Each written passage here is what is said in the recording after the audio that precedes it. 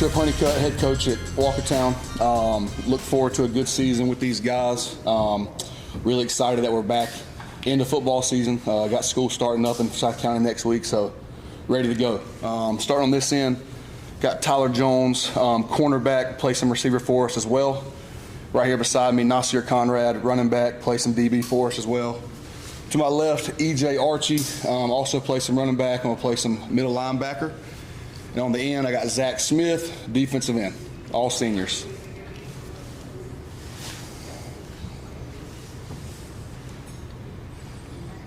Coach, what are the things that you've just been emphasizing this offseason as you enter football? Just trying to stay healthy, to be honest. Our numbers are always usually in between 60 and 70-ish kids, so making sure that we can stay healthy and maintain that health throughout the season so these guys can be ready to roll once the official season starts. What lessons are you taking away from last season into this year? Trying to not take it all for granted. I've been on staffs and on teams that we hadn't had a ton of success, and trying to live in the fun that we're having right now as a football program. Understanding that can stop it at any time, and just really trying to enjoy being around these guys. We have a really good group of seniors on our football team. Last year we graduated 24 kids, so obviously a lot of kids on our football team, but we've got 16 seniors this year returning to us, so just trying to enjoy every day.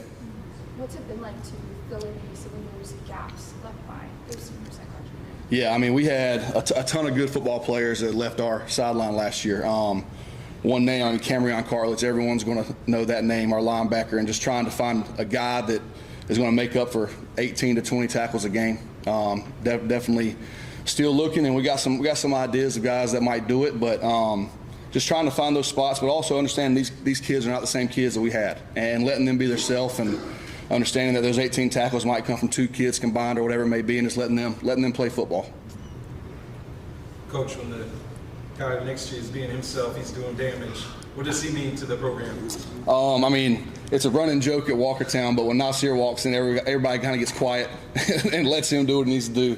But no, in reality, he just comes to work every day. And that's when one of your best players shows up every day ready to go and doesn't have an attitude or whatever it may be, and is ready for practice and gets down on the field on time and cleans up the locker room after, that stuff, it kind of bleeds off to the rest of the program. And yeah, Nasir definitely has the respect of everybody in our locker room and our program, and hopefully is gaining that respect in our conference. Nasir, what does the program mean to you and running the football and just Walkertown way offensively? I mean, I like it. I love it. I mean, they love me. So, like, I just give them my best every Friday, just having them on my back.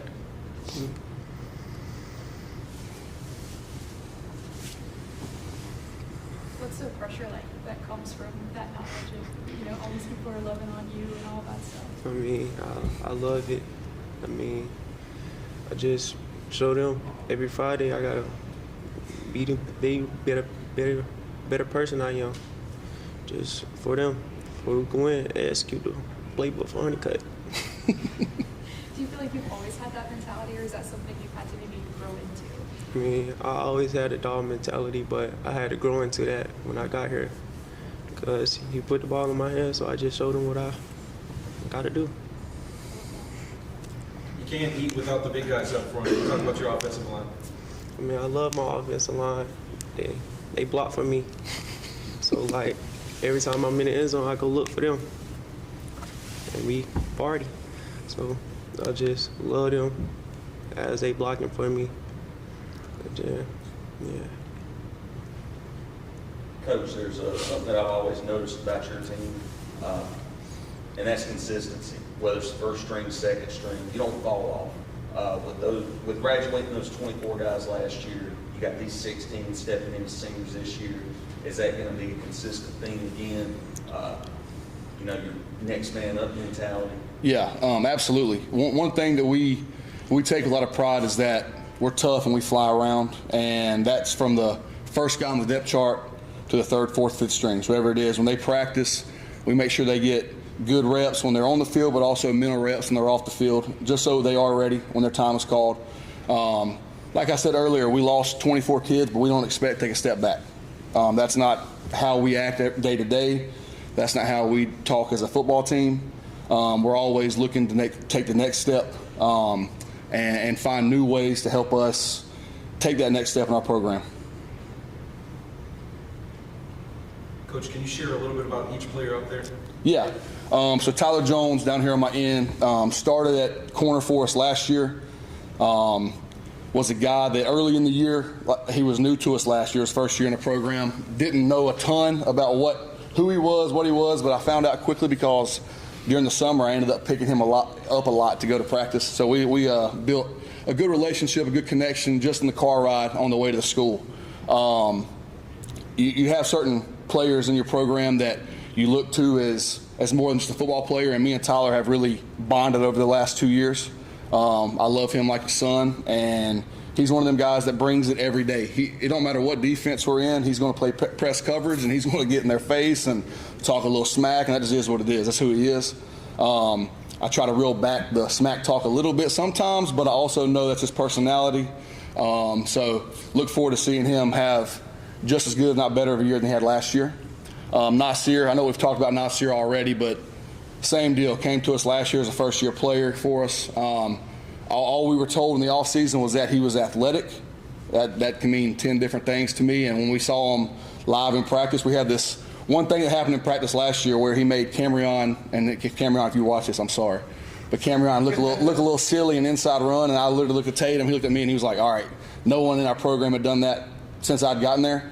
So the fact that he was doing stuff to Cameron in practice made me think, okay, we got something special. EJ, Archie right here, just came to us this year. Only going to have him for 1 year, unfortunately. But since he showed up at practice, he is an energy bug. Like that's kind of the easiest way to put it. When someone's not doing right and stretching, whatever it may be, he's the first one to get on to them. If their chin strap ain't buckled up, he's the first one to get on to them. If he's making plays, you're going to hear about it. Same deal like Tyler is down there. They're going to talk to you a little bit when they are making the plays. But going to play middle linebacker for us and going to play a ton of running back for us as well. So look forward to seeing what he's going to do. And Zach on the end, had him all 3 of my years at Walkertown, and watching him grow since I got here as a sophomore. He was a 175-pound middle linebacker on JV as a sophomore, and now he's turned into a 200-plus pound defensive end for us. That's just like the same way with all these guys. They come to practice every day with a mentality to get better. And if those 4 show up every day, the other 60, they'll do it as well because they're going to follow these guys. So look really forward to watching them. Tyler, any favorite moments from those car rides with Coach? Yeah, just talking about, like, he be telling me, like, how to control my emotions and stuff. Like, it be helping me because, like, I don't know, I be getting mad, so he be helping me with that, too. And then he be getting me Bojangles. That's my favorite place to eat. And, yeah, he got love for me. I love him, too. I love that. How often were the Bojangles visits? There are a couple times. It's not a everyday thing, but when I can tell he needs some food, I'm going to hook him up because his dad works long hours, so I don't know if he's going to have lunch ready for him at home, so I just try to make sure he got what he needs. And was that primarily during the summer into the fall? Yeah, the summer is when I have to pick him up, so, I pick most days at like 7:30 in the morning, I'm picking him up and taking him back home at about 11:30 or 12, so whatever we got to do. Do you keep the talk mainly to football, or do you bond over anything? Oh no, it definitely goes in other directions at times. Especially when he leads the conversations, he likes to. He's big on like knowing how to be a man. that's a big conversation with him. And like I said, anything I can teach him about anything like that'll help him in the future in life, I'm willing to do. You talked about kind of learning to control emotions. Were there any other big lessons from those car rides that you really take to heart? Yeah, how to be a leader, how to be a better football player, a teammate, and just help lead the guys in the right direction. Because sometimes I might come off as being mean or whatever, but I just want the best for them. So he be teaching me how to put it in a different way and fix my tone. And 7:30 wake up, you're getting into Coach's car. The very first time that happened, were you nervous at all? Like, what was that like? No, it was awkward. Yeah. Because I never knew him, so it was just awkward. It was awkward because we didn't even know each other. I just found out on the remind that he needed a ride. So, the more it happened, obviously the less awkward it got. And then this year was whatever, because this has been 2 years going. So this year we got a little more in depth in the conversations and trying to, because he's a senior now, so in 8 months I'm not gonna see him as much anymore. So trying to make sure all these guys are ready for the next step.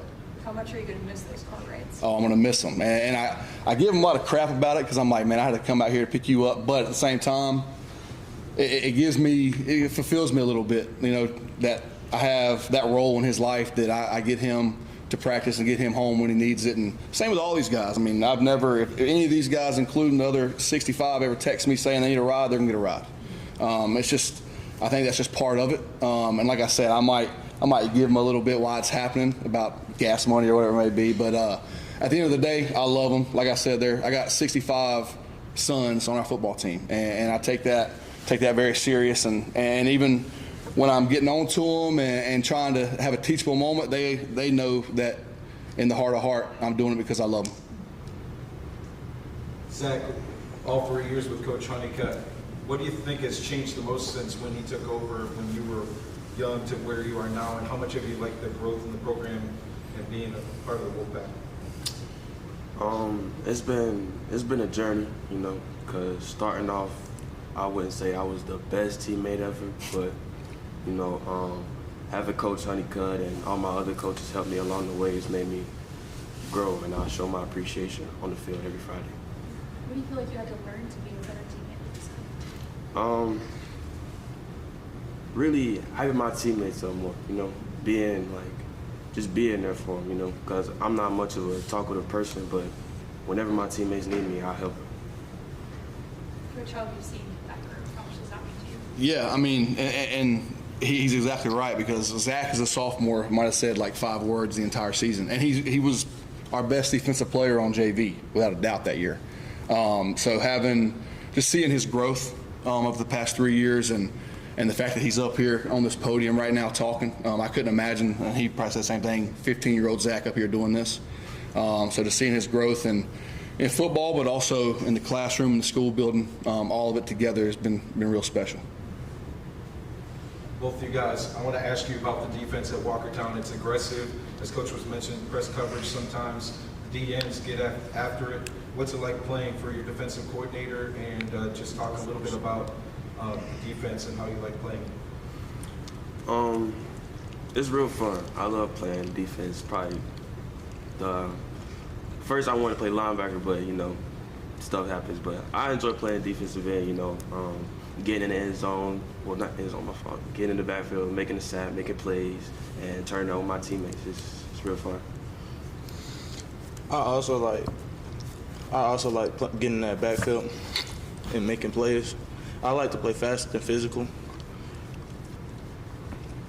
How much do you guys like that your coaches allow you to be athletic and make plays at your position?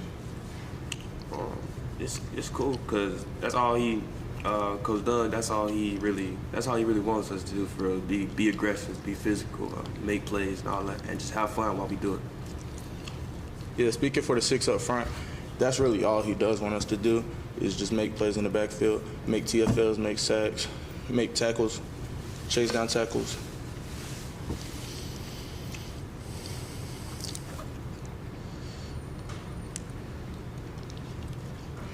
Coach, how's the quarterback competition looking? Do you have a competition? What's the position look like? Yeah, definitely a competition. We got 2 guys that are both trying for the spot. They have different skill sets for sure. Both of them have varsity experience, so I'm not worried about the experience piece. Just trying to find out who gives us the best chance on Fridays to compete. Our football team looks a little different than it did last year. Having 4 senior receivers who graduated last year, it's naturally going to look a little bit different. So just trying to find the guy that puts us in the best spots, limits our mistakes, and gives us the chance in the games. And who are those 2 guys? Kai Tart and Santana Garcia.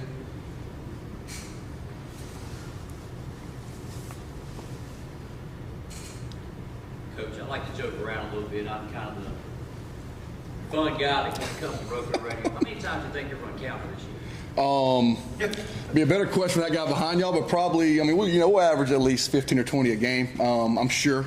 It's become a staple of what we do, obviously, and we rep it 100 times more in practice than we run at the games, which is the only way that it should be. But yeah, I mean, we're gonna run the football a lot. These two guys right here beside me are going to be a big part of that. We're going to be leaning a little bit more on the run, still doing our RPO stuff we do all the time, but probably not as much just dropping back and trying to throw the ball 35 times a game like we have in the past. We're going to try to be a little bit more simplistic on offense. I think up front, it may not be the best group we've had in 3 years, but it's definitely the deepest group. We have 7 to 8 guys that we still don't know the starting 5 up front. We have 7 to 8 guys competing for those 5 spots. Definitely the biggest group we've had up front, size-wise. We got a couple of guys over 300 pounds that are going to be playing a lot, and no one below 250 or 260 going to be playing. So we're a little bigger up front than we're used to. So just trying to change the mindset of the football game. Defensively, I still think we're going to be very aggressive, fast, athletic, trying to get guys on the ground. I mean, like they both said, we don't ever want them second-guessing what they're doing. If you're going to make a mistake, you make it going 100 miles an hour and let something else happen. Try to clean up for the mistake. So the less these guys have to think, I always tell them, let the coaches do the thinking, and y'all just play football. That's our job as coaches, to put them in the right spots, and they just need to go and make plays. I'll tell you another question. I've had the opportunity to see Santana and Kyle Tartt. What do you see in Kyle? I call him a magic man. That's my nickname for him, man. He can make things happen like when there's nothing there, man. He can use his legs and mobility to really make things happen outside the pocket. Yeah, absolutely. His mobility is a big piece. And it's one of those deals where, depending on who gets the start and nod, they're both going to have to play some, because they are very, very different. There's different things we can do with both of them. Kyle's just a natural leader as well. Like he's that guy that we practiced at 4. At 3:15, he's going to be in there doing his arm exercises in the locker room and dapping everybody up when they come in the locker room. He's got that natural leadership ability about him. And then you got Santana, who is play-wise is very different. He's 6'2", 205 pounds. He's a bigger kid.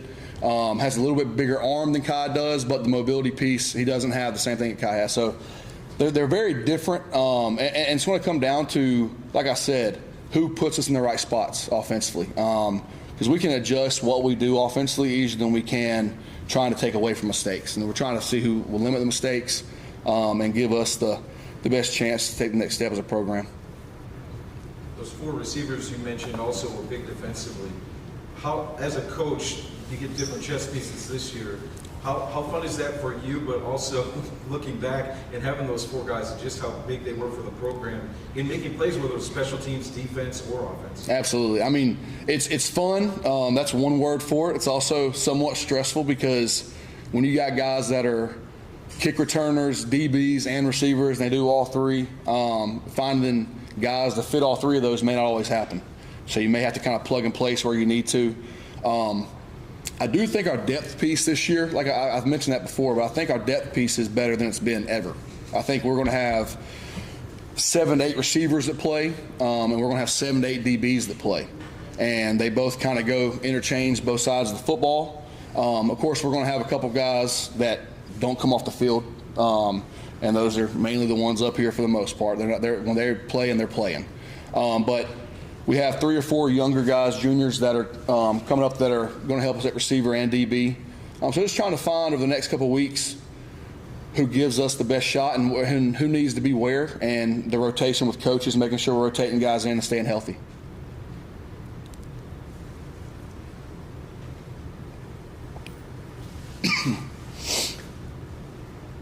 What's one player, one position group, one part of your team that doesn't get talked about enough? This year, absolutely offensive line this year. That's one of the spots that I think as a team and as a coaching staff last year, we were, I'm not going to say worried about, but going into the year, we didn't know how good we could be. And we ended up being, I think, at least average, above average up front, but I think we've got a chance to take the next step this year up front and lean on those guys a little bit more. Last year, leaned on our skill guys offensively a lot more. I think we can lean on those. And defensively, I think the group that gets I mean, it's the same thing with most teams. Our defensive line, they're up there doing the work that no one else wants to do. But we're going to have 3 or 4 seniors starting up front on defensive line, and again, having some guys come off the bench that can get them some breaks when they need to. So really looking forward to seeing what the big boys can do.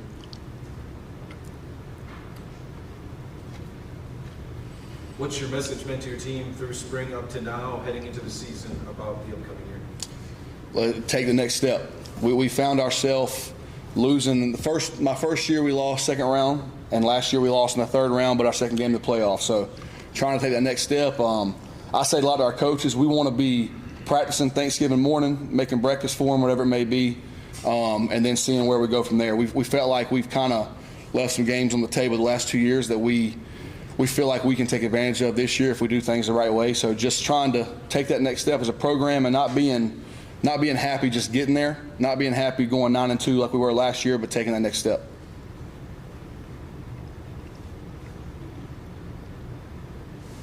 Any other questions? Thank you, Coach. Yes, sir. Thank y'all.